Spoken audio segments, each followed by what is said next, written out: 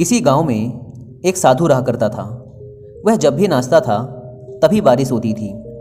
इसलिए गांव के लोगों को जब भी बारिश की ज़रूरत होती तब यह लोग उस साधु के पास जाते और उनसे अनुरोध करते कि वह नाचे, और जब वह नाचने लगते तो बारिश ज़रूर होती थी। कुछ दिनों बाद 4 लड़के शहर से गांव में घूमने आए। जब उन्हें यह बात पता चली कि किसी साधु के नाचने से बारिश होती है तो उन्हें यकीन नहीं हुआ।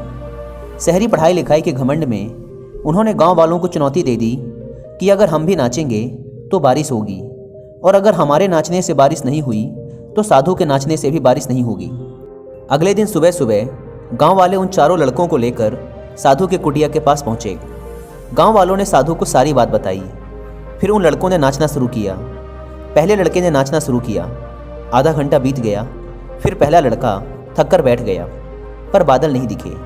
कुछ देर बाद दूसरे लड़के ने नाचना शुरू किया और 1 घंटे बीतते बीतते वह भी थक कर बैठ गया। बाकी दोनों लड़कों ने भी ऐसा ही किया, पर बारिश नहीं हुई। अब साधु की बारी थी। उसने नाचना शुरू किया। 1 घंटा बीत गया, पर बारिश नहीं हुई। साधु फिर भी नहीं रुका, वह नाचता ही रहा।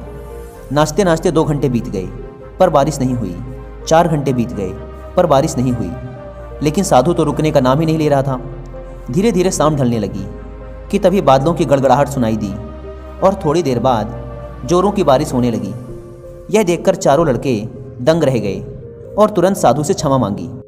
फिर 4 लड़कों ने साधु से पूछा, बाबा, भला ऐसा क्यों कि हमारे नाचने से बारिश नहीं हुई और आपके नाचने से बारिश हो गई?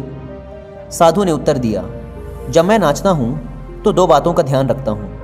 पहली बात तो मैं यह सोचता हूँ कि अगर मैं नाचूंगा तो बारिश को होना ही पड़ेगा, और दूसरी यह कि मैं तब तक नाचूंगा जब तक कि बारिश ना हो जाए। सफलता पाने वाले में भी यही गुण विद्यमान होता है।